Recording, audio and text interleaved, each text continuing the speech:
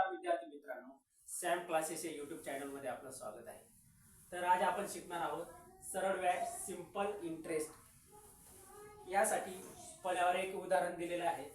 रामने एका व्यक्तीकडून 20,000 रुपये 5 रुपये दराने 8 महिन्यांसाठी घेतले, तर त्याला मुदतीनंतर एकूण किती रुपये परत करावे लागतील.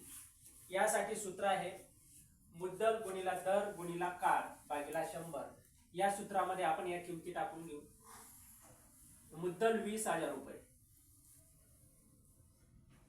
गुणिला दर आहे 5 रुपये आणि काळ आहे number of month 8 divided by 100. तर हे उत्तर सॉल्व करण्यासाठी 0 0 0 0 हे कट करून घ्यायचे. आपलं 200 गुणिला 5 गुणिला 8 हे शिल्लक राहिले भागिला 1. तर 5 8 40 आणि गुणिला 200 200 गुणिला 40 परत 4 दुने 8 3 शून्य जसे तसे 1 2 3. तर 8,000 हे झालं आपलं व्याज.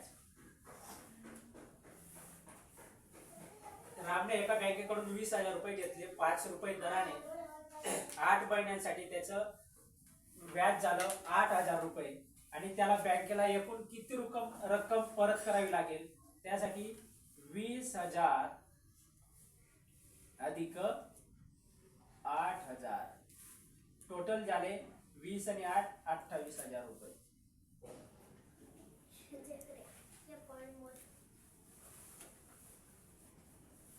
तर रामला एका व्यक्तीकडून 20,000 रुपये घेतले होते, तर त्याला एकूण 28,000 रुपये रक्कम परत करावी लागेल.